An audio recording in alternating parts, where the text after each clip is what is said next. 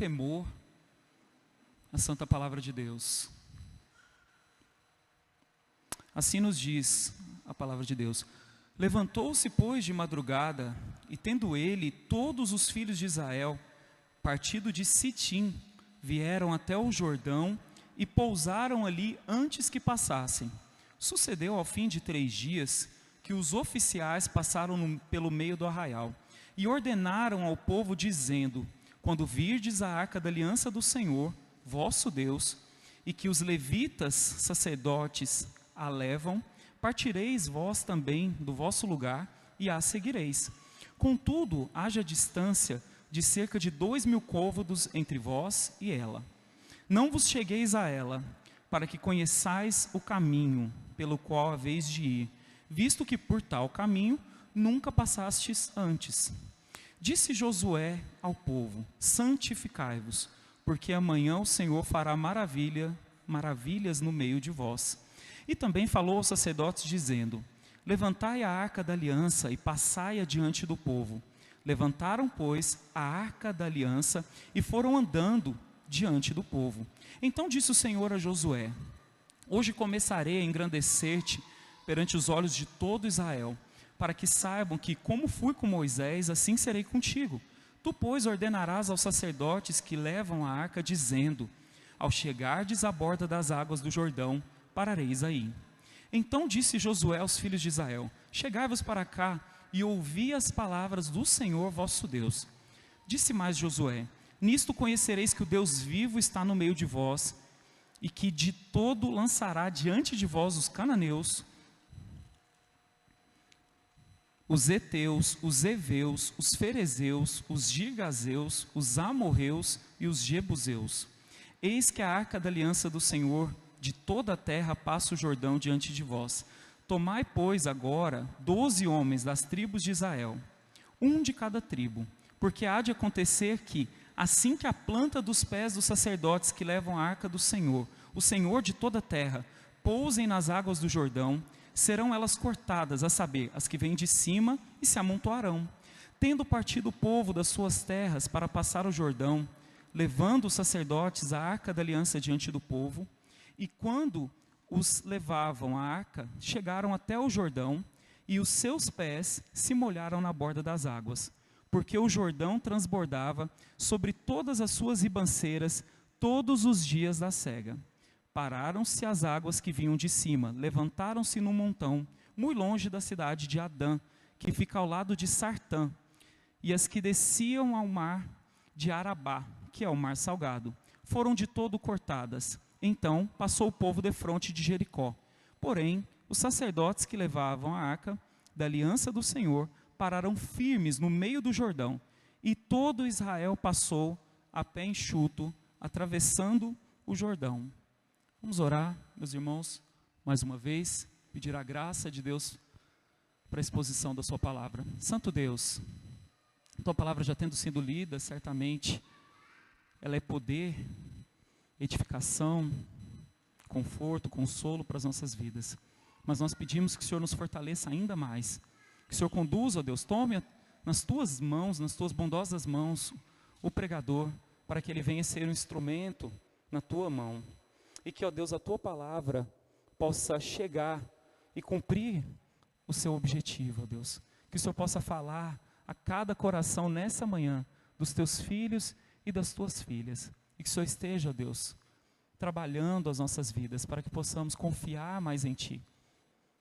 Para que possamos crer de fato nas Tuas promessas e viver por meio delas. Nos ajude, nos abençoe, nos conduza. Em nome de Cristo Jesus oramos. Amém. Meus queridos irmãos, certa feita Spurgeon disse o seguinte: tome para você a promessa de Deus, pois ela é suficiente, e mais do que suficiente, mesmo que todas as fontes da terra se sequem. Diante disso que Spurgeon disse em relação às promessas de Deus e da sua importância, da sua suficiência, eu faço uma pergunta aos queridos irmãos: qual é a sua relação com as promessas de Deus? Você realmente crê em todas as promessas de Deus? Ou você tem sido incrédulo, descrente em relação a tudo aquilo que Deus promete em sua palavra.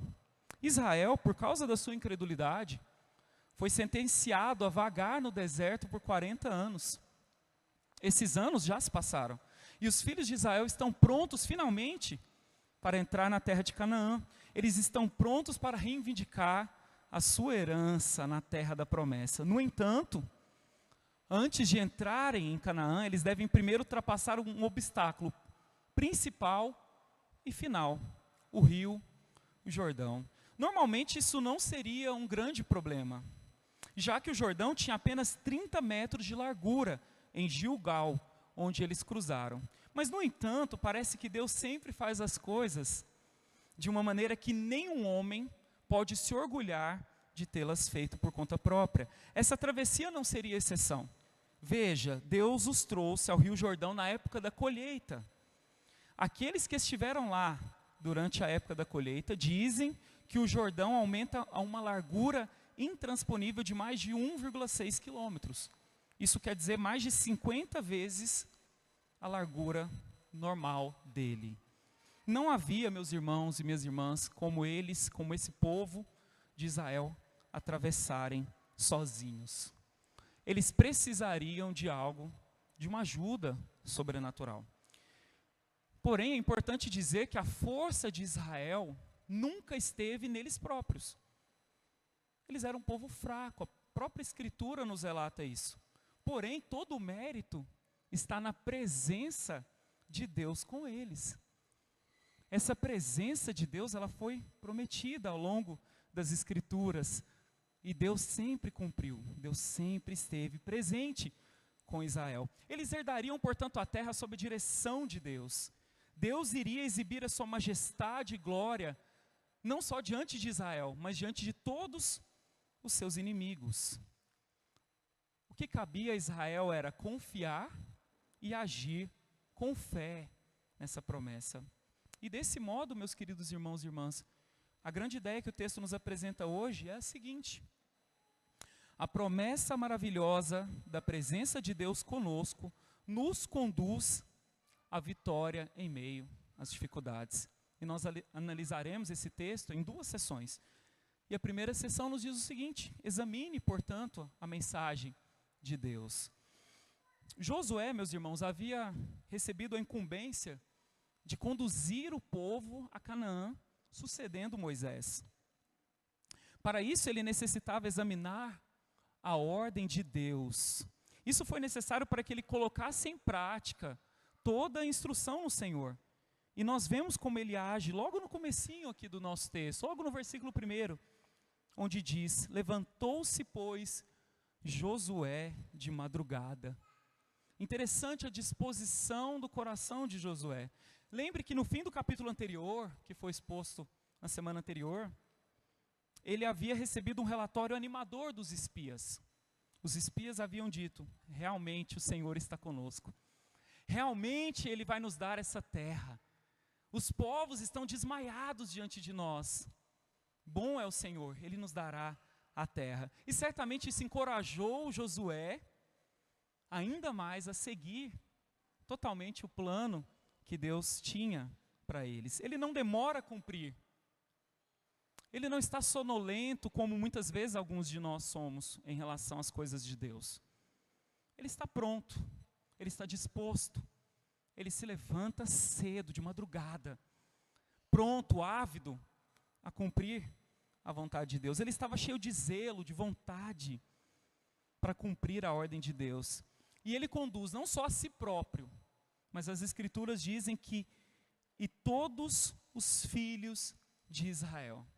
Meus irmãos, parece algo simples. Se não seria simples eu pedir para vocês aqui, um grupo infinitamente menor do que esse grupo de Israel, fazer uma coisa juntos, a gente sair daqui e ir ali à esquina, a gente já teria alguma dificuldade, alguns atrasariam, chegariam depois. A situação aqui é a seguinte: mais de 2 milhões de israelitas. Então, quando logo no começo ele fala que eles saíram de Sitim e vieram até o Jordão, nós estamos falando de uma mudança de mais de 2 milhões de pessoas. Certamente não é fácil. Ele acorda cedo, ele resolve obedecer à voz de Deus. Ele tem algo animador, relatório, um bom relatório. E ele segue firme no projeto. Eles saem então, e o local que eles estão agora, eles saem de Sitim, estão acampados agora em frente ao Rio Jordão. E do lado de lá, Jericó. E eles ficaram ali parados, segundo o registro bíblico, durante 3 dias. É interessante, meus irmãos, como Deus trabalha com o seu povo. É provável que aqui nós já temos um pequeno teste de paciência e fé para esses homens. Imagina o que se passava na mente desse povo. Agora eles estão literalmente diante de um obstáculo intransponível. O rio está diante deles. Do outro lado, a terra, tão sonhada e prometida. Então isso envolve um triplo desafio. E nós vemos esses 3 desafios aqui nos versículos 3 e no versículo 4. Antes de obterem então aquilo que eles tanto almejavam, lembre-se o seguinte: eles eram nômades. Eles estavam andando. Obviamente sonhavam em ter a sua própria terra. E eles foram desafiados por Deus a fazerem 3 coisas importantes. São princípios que não só valia para Israel, mas continua valendo para mim e para você hoje. Pois o Deus de Israel é o mesmo Deus de hoje. Portanto, os seus princípios lançados para Israel vale para nós também. Qual era o primeiro desafio que eles tinham diante dessa situação? Logo no início aqui do verso 3. Observe a Deus. Veja aqui no início do verso 3. E eles ordenaram ao povo dizendo: quando virdes a arca da aliança. Meus irmãos, a ênfase aqui na arca, ela não é aleatória. Só no capítulo 3, a arca é mencionada 7 vezes. A arca era uma peça especial da mobília do tabernáculo, que simbolizava a presença e o poder de Deus ali no meio do povo. E quando a arca estava no Santo dos Santos, a glória de Deus repousava sobre ela. E era a morada de Deus. Para Israel, então, representava literalmente a presença de Deus no meio do seu povo. O que Deus queria então com essa ordem transmitida ao povo pelos seus oficiais? Que o povo se voltasse totalmente aos seus movimentos, suas ações no meio deles. De forma que se Deus se movesse, eles deveriam se mover. Se Deus parasse, eles também deveriam parar. Isso nos leva a pensar na nossa vida, na nossa situação. O que nós fazemos, meus irmãos, nos tempos de dificuldades, nos tempos de crise que nós enfrentamos. Será que nós observamos os movimentos ou as ações de Deus? Ou será que nós tomamos as nossas decisões baseadas apenas em nossos sentimentos, em nossas opiniões? Nos tornamos então, com isso, duros, insensíveis à voz de Deus. Porque somos mestres na arte de colocar o carro na frente dos bois. Nós não observamos a Deus para depois disso tomar as nossas decisões. Nós tomamos decisões e depois, talvez, consultemos a Deus. Nós invertemos. E aqui a ordem para o povo de Israel era: olhem a arca. Vocês precisam apenas olhar para a arca. Olhem para ela. Vejam, acompanhem. Que toda a movimentação dela seja a movimentação de vocês. Em outras palavras, os líderes ali poderiam dizer ao povo: não passe o carro na frente dos bois. Observe primeiro os movimentos de Deus. E nós faríamos bem melhor, se examinássemos a movimentação de Deus em nós, porque Ele trabalha dentro de nós e ao nosso redor. Meus irmãos, Ele está trabalhando, Deus está trabalhando. Nunca se esqueça disso. Seja atento a Deus. Dê valor na sua presença, na presença de Deus conosco. Seja sincero, você se alegra com a presença de Deus, com o simples fato de que Deus está aqui? O que é necessário para a sua felicidade? O que é necessário para que você seja realizado, feliz? Será que é só a presença de Deus? Será que o que importa para você realmente é eu tenho uma consciência viva de que Deus está aqui, de que Deus está presente? As Escrituras dizem que o Senhor está perto daqueles que o temem. Ele está perto. O salmista diz que ele inclina os ouvidos para ouvir a oração dos seus. Meus irmãos, isso é maravilhoso. O Deus de toda a terra, que não tem obrigação com nada e com ninguém, Ele é autossuficiente. As Escrituras dizem que Ele inclina para ouvir a oração de um justo. E você, tem prazer em Deus? Você tem prazer nele? E qual é a melhor forma de nós sermos sensíveis à presença de Deus, ao agir de Deus? Aprendendo dele através da sua revelação, das Sagradas Escrituras. A Santa Palavra de Deus precisa ser o nosso guia, a nossa bússola. E ela diz o seguinte, o salmista nos diz: de que maneira poderá o jovem, e obviamente não só o jovem, todos nós, guardar puro o seu caminho? Observando-o. Lembra? Observando-o, olhando, segundo a tua palavra. De todo o coração te busquei, não me deixes fugir aos teus mandamentos. Guardo no meu coração as tuas palavras para não pecar contra ti. Está registrado Salmo 119, versículos de 9 a 11. Mas não só precisamos observar a Deus, ver os movimentos de Deus, mas precisamos seguir a Deus. E nós vemos aqui na parte B do versículo 3, isso. Quando virdes a arca da aliança do Senhor, vosso Deus, e que os levitas sacerdotes a levam, partireis vós também do vosso lugar e a seguireis. A instrução logo a seguir é: olhem, observem a Deus e o sigam. Nós precisamos de estar atentos à palavra de Deus, aprender de Deus e seguir as ordens, as orientações de Deus. Ou seja, a nossa crença precisa ser condizente com aquilo que nós fazemos. Aquilo que nós cremos precisa moldar aquilo que nós fazemos. Não basta observar e ler e compreender a palavra de Deus, é preciso de agir de acordo com essa mesma palavra. Aqui nesse contexto, lendo apenas aqui, parece algo muito simples. Mas lembre-se, meus irmãos, aqui não é uma mudança qualquer. Pense o seguinte, a vida deles, tudo aquilo que eles tinham, que eles carregavam ali ao longo do tempo do deserto, estava ali no acampamento. Era uma mudança, literalmente era uma mudança. Era pegar tudo que você tinha, sair de um lugar e levar para outro lugar. A ideia aqui realmente era uma mudança. Depois de 3 dias, realmente a tentação da zona de conforto, de estar confortáveis ali já. Eles estavam na frente de um rio. Essa tentação poderia atingir o coração dos israelitas. Eles poderiam pensar, agora que eu estou me acostumando aqui com essa vista, eu vou ter que sair de novo. Mas era exatamente o que Deus queria deles. Assim que a presença de Deus, a arca, se movimentasse, o povo deveria agir, se movimentar, ir junto dela. Não é suficiente então, meus irmãos, minhas irmãs, saber o que Deus está fazendo. É necessário se mover em direção à sua vontade.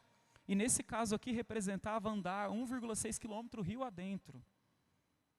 Era época de colheita, o rio estava cheio, agitado. Talvez para alguns atletas do nado isso seria possível. Mas para pessoas comuns, certamente, muitas crianças, no meio dessas milhares de pessoas, não. Além disso, a promessa era para que todo o povo passasse, e não alguns atletas fortes passassem e deixassem o resto do povo para trás. Seguir a Deus, então, nessa circunstância era racionalmente difícil, mas era o certo a se fazer.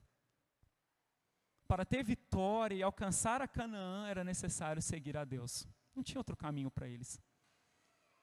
Eles tinham a Canaã de frente deles. A terra prometida, foi prometida a Abraão, Isaac, Jacó. Estava diante deles. Só que só tinha um caminho. Eles tinham que seguir a direção de Deus. Meus irmãos, vocês só vencerão as dificuldades. desse mundo caído, seguindo estritamente a Deus. Você quer obter vitória espiritual na sua vida espiritual? Então só vá a algum lugar se você tiver a certeza, a convicção de que Deus está indo com você. De que Deus está contigo. Então não só precisamos observar, não só precisamos seguir, mas aqui há uma outra orientação da Santa Escritura para nós.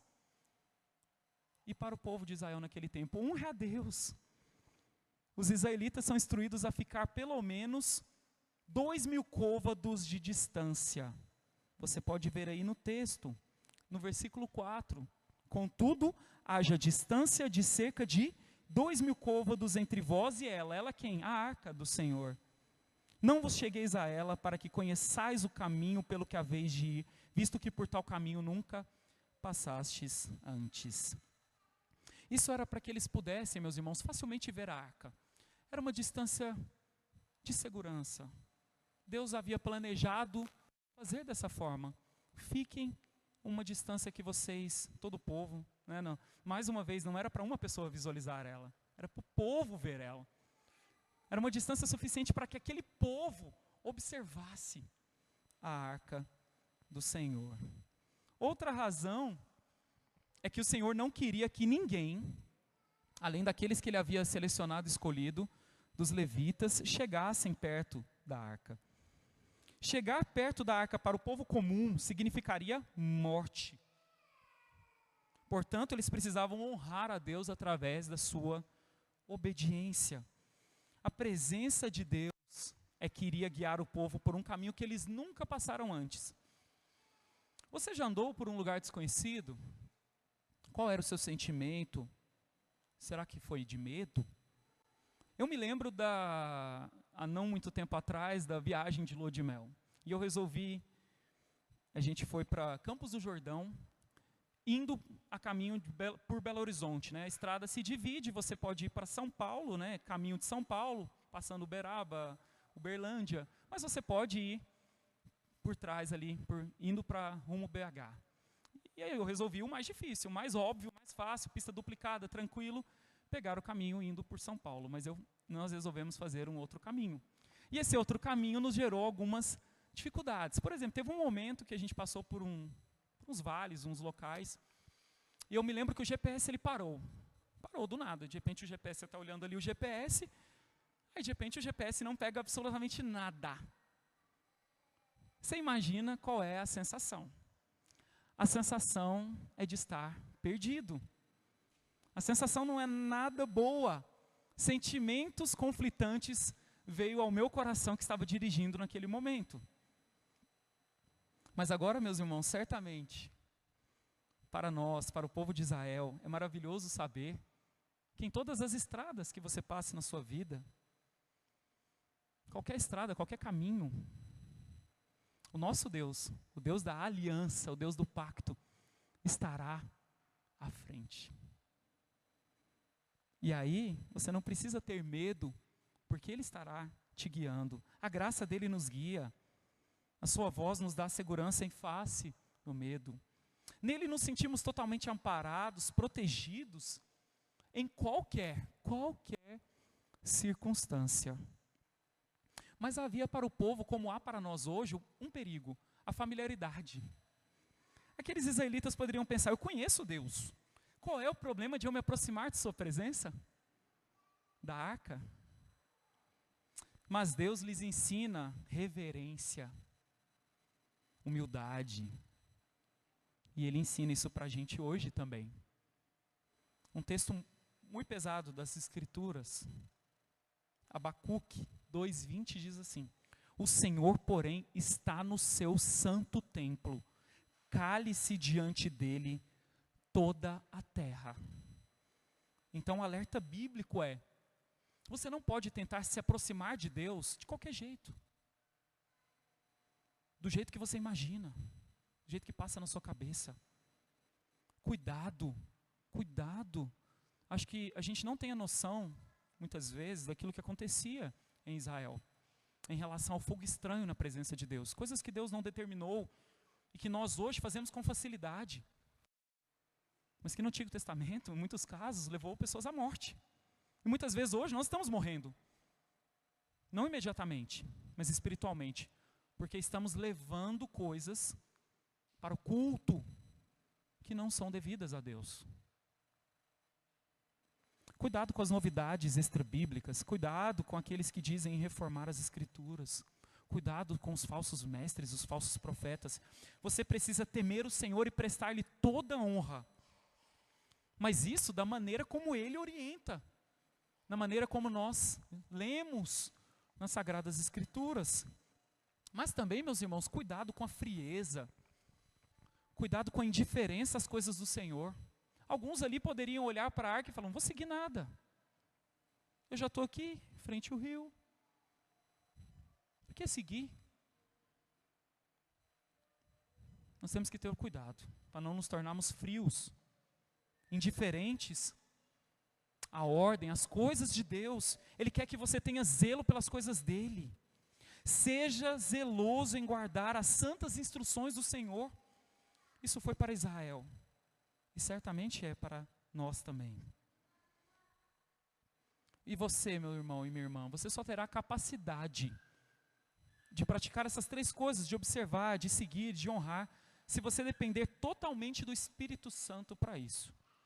Além de depositar a tua confiança no Redentor, em Jesus Cristo. Só assim vencerás e triunfarás em todos os desafios nessa vida aqui debaixo do sol. Mas também, meus irmãos, analisar a palavra, a mensagem de Deus, envolveu um comando da parte do próprio Deus, uma instrução desse Deus. Veja aí no verso 5 qual é essa instrução. A gente poderia resumir, e o texto nos diz em uma palavra: disse Josué ao povo, santificai-vos. Pare para pensar nesse comando de Deus. Ele parece meio fora de ordem, no mínimo.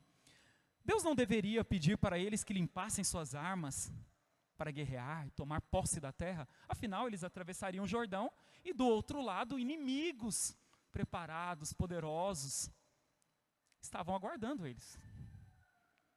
Estavam esperando eles. Exércitos fortificados, cidades fortificadas como Jericó, como veremos mais adiante no texto de Josué. Mas é estranho, não é?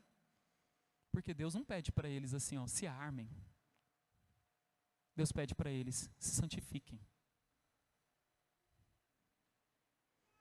O que isso lembra? Lembra o povo, lembra a nós. Que assim que eles atravessassem o Jordão, novos desafios e problemas esperariam eles. Mas esse aparente, estranho comando de Deus ao povo, é porque o próprio Deus faria tudo por esse povo. Deus estava exigindo deles fidelidade, santidade, crença, fé. É isso que você, meu irmão e minha irmã, precisa. Crer. Deus está fazendo as coisas. Deus está lembrando esse povo que a batalha, que a guerra era do próprio Deus. Era Deus que ia guerrear por eles. E será que isso mudou, meus irmãos? Será que hoje, então, a gente rasga as Escrituras e hoje é cada um por si? Fazendo a sua própria maneira? Não, meus irmãos, Deus não mudou. E porque Ele não mudou, você precisa crer da mesma forma. E o que Ele te pede é santidade.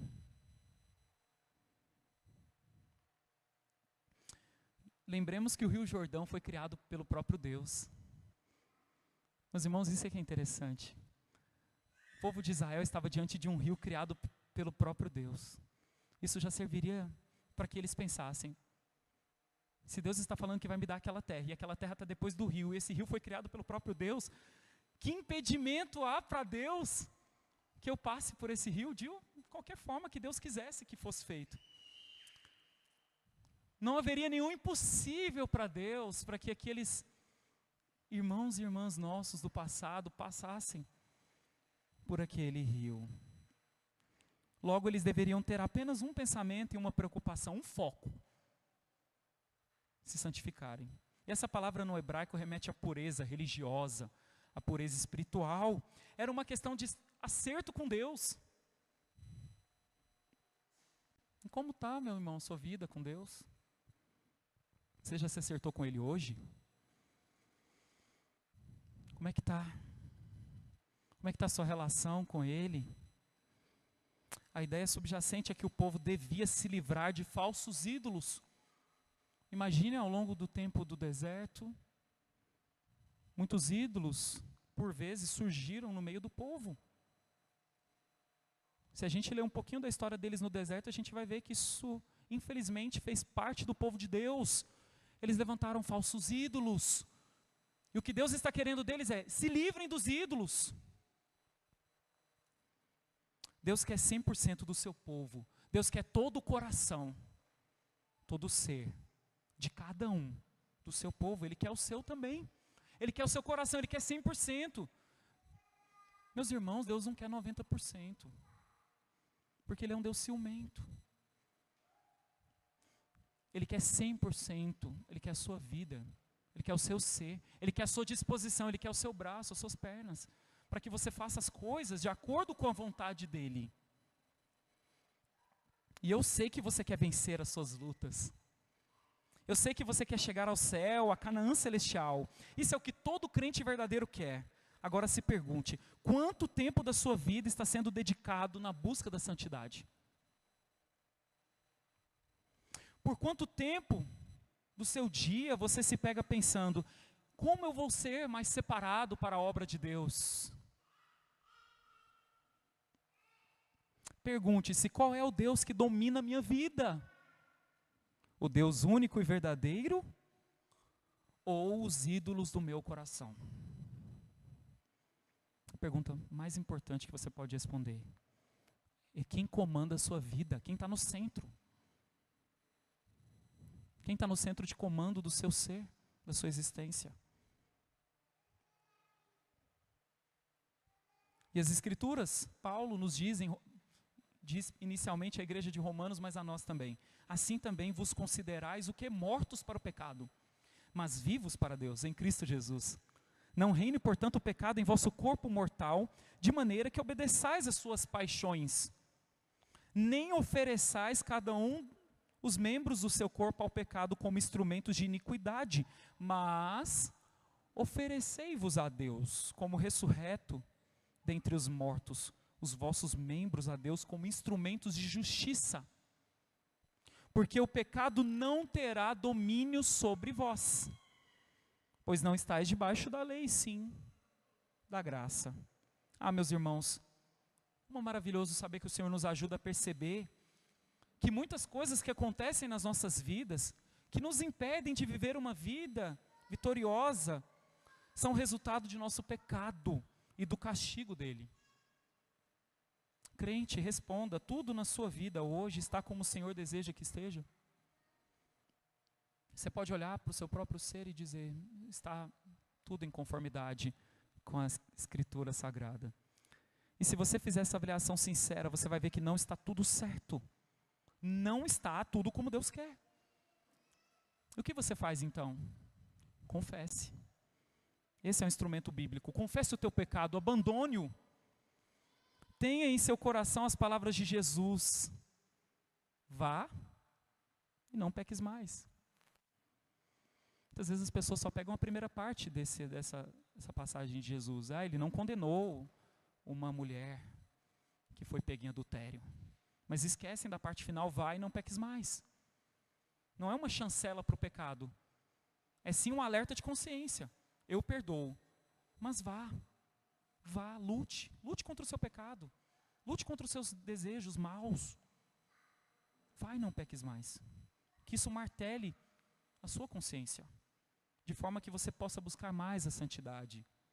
Sabendo que se confessarmos os nossos pecados, Ele é fiel e justo para nos perdoar os pecados e nos purificar de toda injustiça, conforme o registro de 1 João 1,9. Mas essa mensagem também, meus irmãos, ela envolvia um compromisso. Compromisso que era exigido desse povo. Isso você pode ver dos versos de 9 a 13. Essa mensagem aos israelitas lembrava-os de que cruzar o Jordão não dependia de suas forças, mas da força extraordinária de Deus. O foco nunca é demais dizer, meus irmãos, o foco aqui é o seguinte: é a presença de Deus no meio do povo. É o Deus da aliança, é o Deus do pacto, é o Deus de promessas. Ele prometeu a terra e ele cumpriria essa promessa pelo seu próprio poder. Então, se Deus é o agente principal aqui em todo o livro de Josué, qual é a parte que cabia ao povo? Ao povo foi exigido compromisso. Tenham um compromisso com esse Deus. Foi exigido que eles confiassem completamente, totalmente, tão somente em Deus. E para nós, mudou alguma coisa? O compromisso que se esperava do povo de Israel é o compromisso que Deus espera de você hoje. Porque Deus é o mesmo ontem, hoje e o será para todo sempre. Logo, o seu querer para nós também é o mesmo. Nós devemos confiar nele de todo o nosso coração. Essa história toda, meus irmãos, está conduzindo o povo a ter um pensamento: nós precisamos de confiar apenas em Deus. Você é o povo de Israel, você é o Israel hoje, você é um povo fraco, que cede às tentações com facilidade. O que é exigido de você? Creia em Deus, de todo o seu coração. Frequentemente, meus irmãos, somos incapazes de superar os obstáculos em nossas vidas, porque vivemos uma vida que demonstra profunda falta de fé nas promessas de Deus. Mas como eu vou saber que eu estou vivendo dessa forma? Que eu estou vivendo afetado por isso? Perceba quais são as preocupações e dúvidas que marcam a sua vida como filho de Deus nesse mundo. Primeira coisa, você se preocupa com o amanhã. Mas o Senhor disse o seguinte: portanto, não vos inquieteis com o dia de amanhã, pois o amanhã trará os seus cuidados, basta o dia o seu próprio mal. Nós nos preocupamos muito com as coisas materiais. É o material, vou trabalhar, vou conseguir, vou juntar, vou conquistar. Vou ter 1 milhão de criptomoedas, ser rico, conhecido. Mas o Senhor disse o seguinte: e o meu Deus, segundo a sua riqueza em glória, há de suprir em Cristo Jesus cada uma de vossas necessidades. Mas nós nos preocupamos em ter que enfrentar várias coisas na vida. A vida é difícil, né, meus irmãos? Enfrentar muitas coisas, rotinas, dificuldades. Mas o Senhor prometeu o seguinte: seja a vossa vida sem avareza. Contentai-vos com as coisas que tendes. Porque Ele tem dito: de maneira alguma te deixarei, nunca jamais te abandonarei. Nós nos preocupamos com tantas coisas, mas o Senhor diz que todas as nossas preocupações são pecado, e que é nosso dever confiar nele. Não andeis ansiosos de coisa alguma, em tudo, porém, sejam conhecidas diante de Deus as vossas petições pela oração, pela súplica, com ações de graças, e a paz de Deus, que excede todo entendimento, guardará o vosso coração e a vossa mente em Cristo Jesus. E qual é o ponto principal, meus irmãos? É o seguinte: Jesus é todo poderoso. Ele sabe tudo e está sempre presente. Ele sabe o que você está passando. Ele sabe tudo o que há para saber sobre isso que você está passando. Ele sabe muito mais, mas muito mais, infinitamente mais do que você, sobre a sua própria situação. E aqui está o que ele diz: o justo viverá pela fé. Tudo que não provém de fé é pecado. Por que temeis, homens de pequena fé? O Senhor é infinitamente maior do que qualquer problema, independente do tamanho desse problema, que já tivemos, que já passamos ou que ainda enfrentaremos. E o desejo de Deus é que possamos simplesmente acreditar em sua palavra e confiar nele. O Senhor nosso Deus não falhou, não falhará em suas promessas. Ele prometeu estar com você. Creia, se alegre. Servos de Deus em toda a história passaram por aflições. E é um erro nosso, um engano, achar que hoje eu sou especial demais. Eu sou um crente diferente. Sou um crente que não pode passar por dificuldades. Meus irmãos, é rasgar toda a história do cristianismo. É rasgar a história do mundo. Porque desde que o mundo é mundo, desde que propriamente de que o pecado entrou no mundo, nós temos dificuldades. Nós lutamos. Nós passamos por aflições. Porém, o diferencial em toda a história, para os filhos e filhas de Deus, era a certeza de que Deus estava com eles. Não existia certeza maior ou melhor, ou mais alegre para esses irmãos e irmãs nossos em toda a história do que saber que Deus pelejava por eles. Então nós passamos para a segunda sessão do nosso texto, que diz o seguinte: espere, meu irmão e minha irmã, um milagre.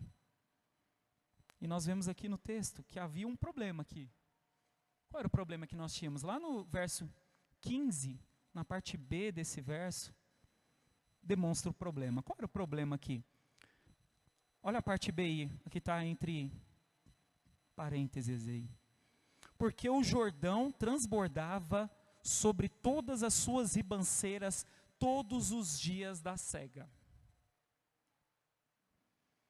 Era um grande problema para aquele povo. O rio tinha mais de 1,6 km de largura e mais de 2 milhões de pessoas teriam que atravessar. Mas essa era a vontade de Deus. E eles não podiam construir uma ponte. Não havia tempo, não havia nem material para aquilo. Nem os melhores engenheiros civis de Israel dariam um jeito naquele projeto. Não haviam barcos para transportar tamanha multidão. Deus propositalmente deixou apenas uma maneira que eles poderiam contornar o problema: passando por ele. Eles teriam que enfrentar aquele gigante. Mas como? Ah, meus irmãos, se fosse eu, começaria a reclamar. Por quê? Porque a racionalidade, muitas vezes você olha e você vê aquele rio, a velocidade que o rio se move, a distância entre o rio e a cidade, e você começa a calcular na sua mente. Não vai dar. Já era. Ou a gente fica aqui e morre do lado de cá, ou alguns, no lema cada um por si, tenta nadar e atravessar. Não vai dar. Mas Deus, meus irmãos, Deus pode tudo. Não há nenhum impossível para Deus. Não há algo que para Ele seja demasiadamente difícil. Mas eu sei que você já chegou a um ponto em sua vida que você se perguntou: é impossível contornar ou superar esse problema.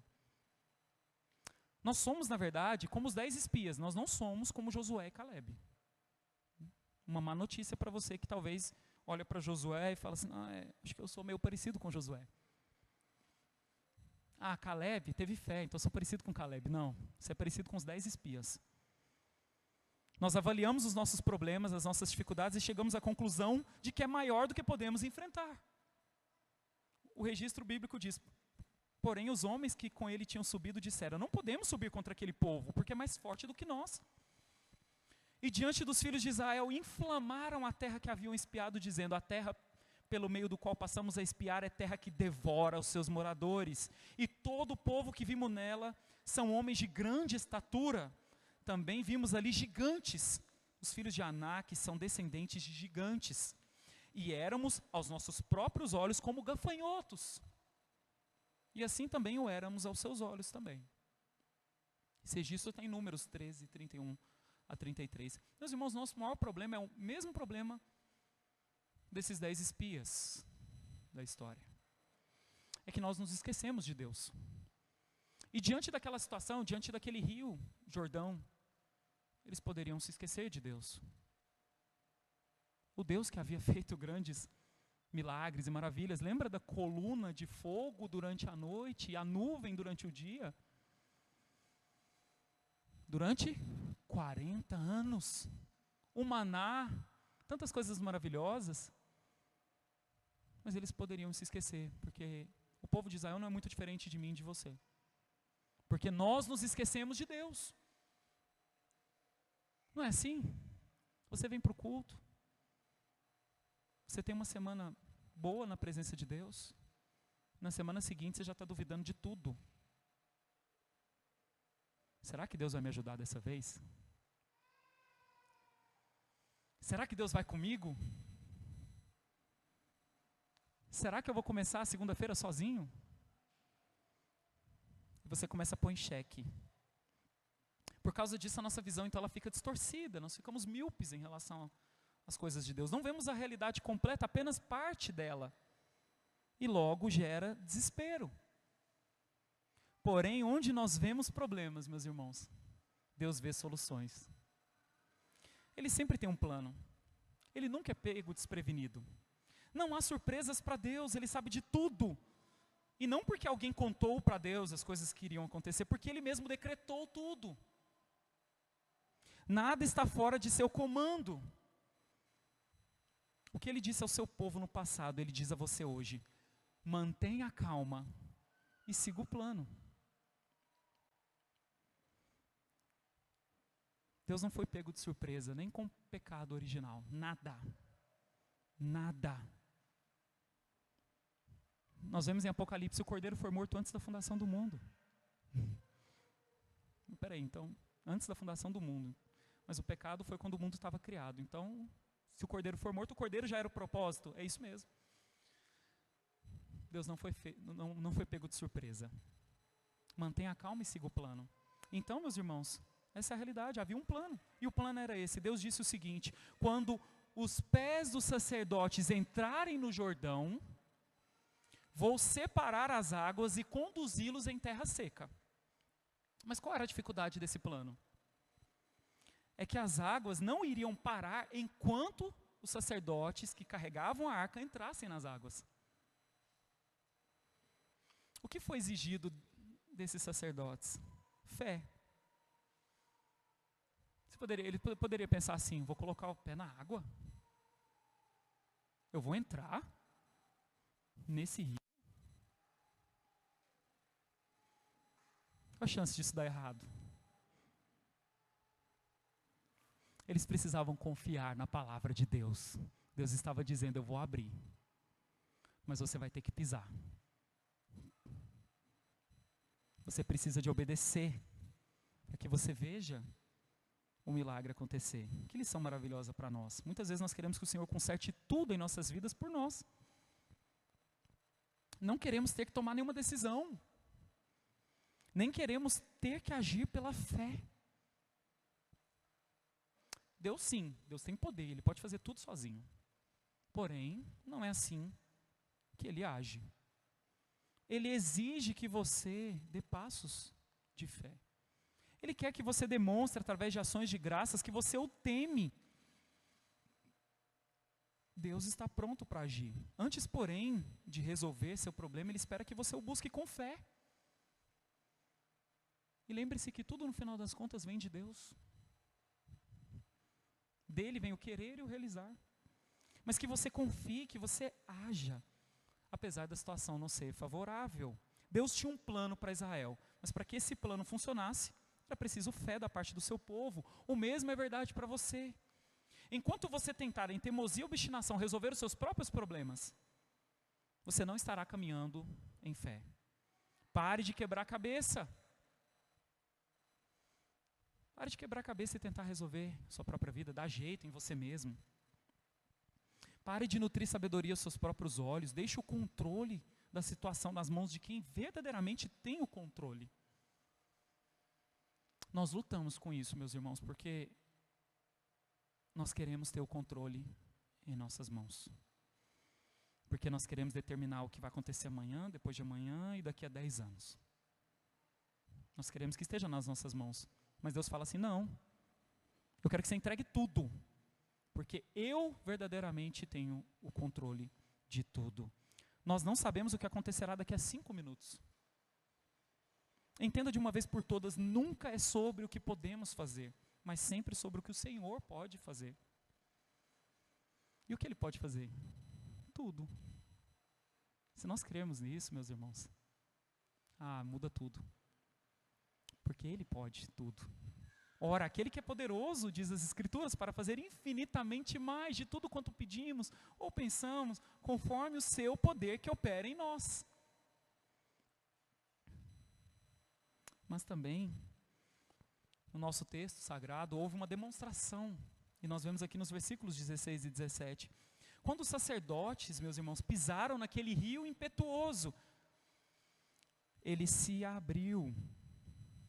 Deus abriu um caminho de terra seca através daquelas águas para o seu povo.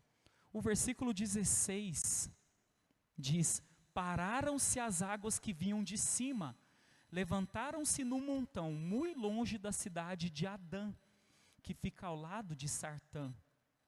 E as que desciam do mar de Arabá, que é o mar salgado, foram de todo cortadas. Então passou o povo.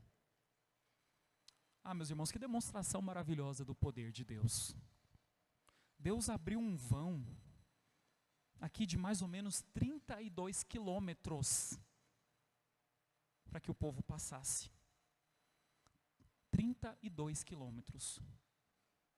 Entre o início, a água parou de um lado e a água parou de outro. E esse espaço de 32 quilômetros que Deus abriu para que o seu povo passasse.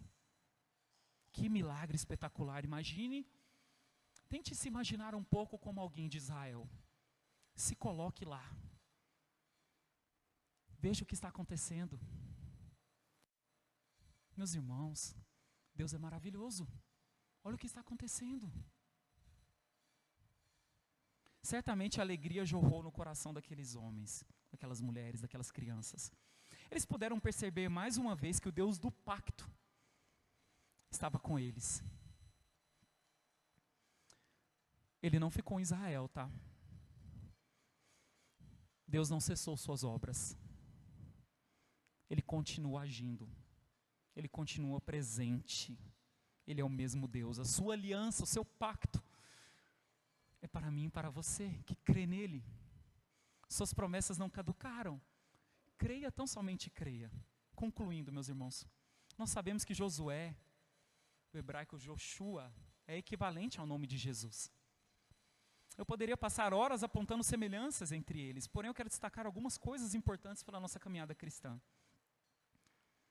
David Guzik, ele disse o seguinte: para enfrentar esses desafios impossíveis em nossas vidas, devemos olhar para Jesus, o nosso Josué.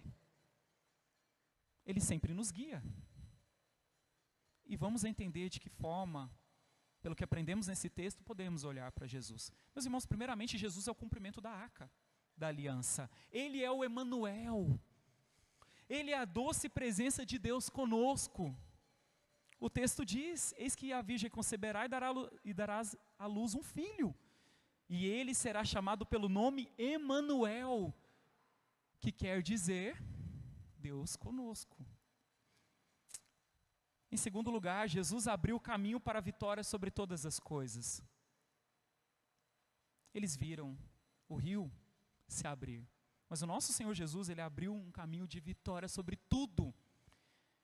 O texto diz: e despojando principados e potestades, ele os expôs publicamente, triunfando sobre eles na cruz. Em terceiro lugar, enquanto continuarmos e mantermos nossos olhos em nosso Jesus vitorioso, o rio do impossível secará. As promessas de Deus nunca falham. Ele sempre as cumpre, porque para Deus não haverá impossíveis em suas promessas.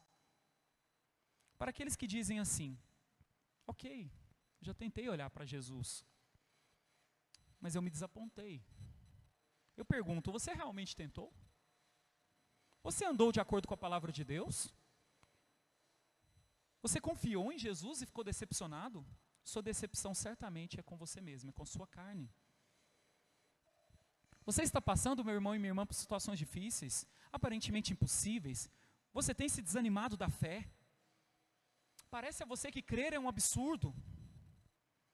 Você tem ficado com medo de se dizer cristão?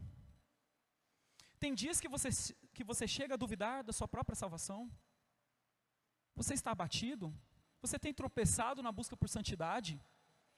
Parece que as trevas estão ganhando terreno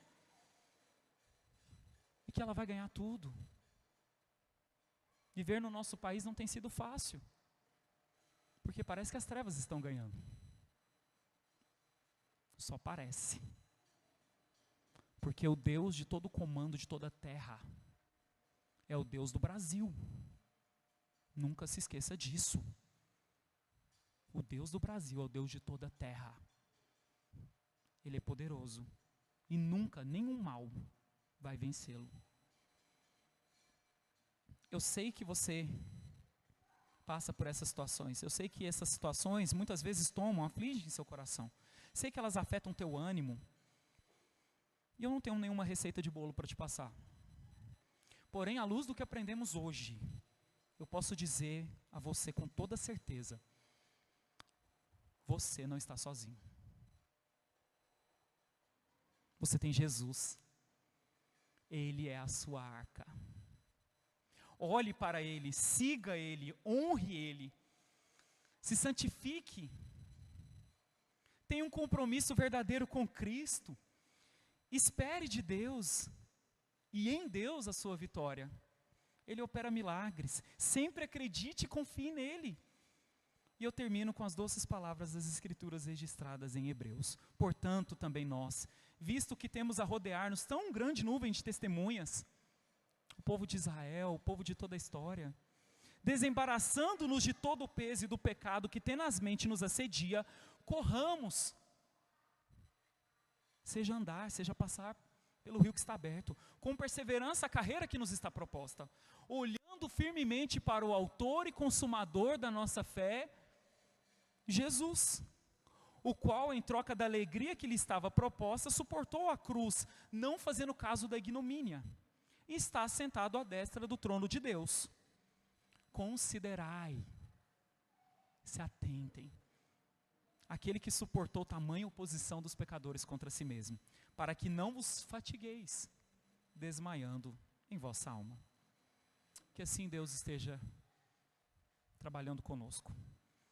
Que a minha e a sua crença possa ser que a presença de Deus nunca falha,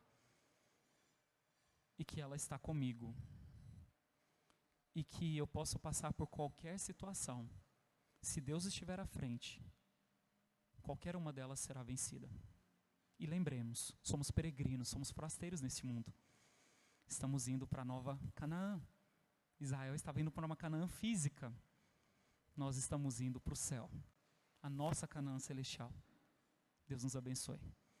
Vamos orar, queria convidar os irmãos a colocarem de pé. E aí eu já vou passar a palavra para o pastor, que vai nos conduzir no momento de ceia do Senhor. Vamos orar. Santo Deus, tua palavra, tendo sido lida, explicada, trouxe luz para as nossas vidas. Ó Pai, quão maravilhoso é a tua presença.